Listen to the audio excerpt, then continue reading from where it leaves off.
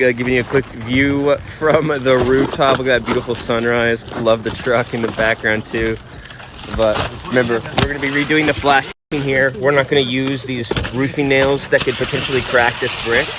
We're going to pre-drill holes and then use concrete anchors. We're also going to remove these 3 box vents and put them up here on the upper ridge and then do the entire ridge cap on that shed. But crew is rocking and rolling.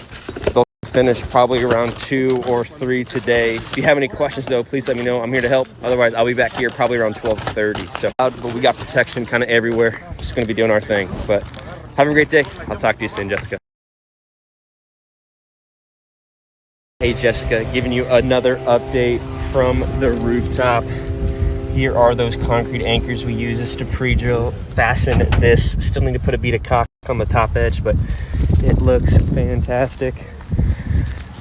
Crew's working on putting these vents here on this top edge. Got these holes patched up over here. Working on putting ridge cap on that shed right there. We got the ice and water shield sandwiched in. That's just going to prevent any wind-driven rain, any snow from coming inside.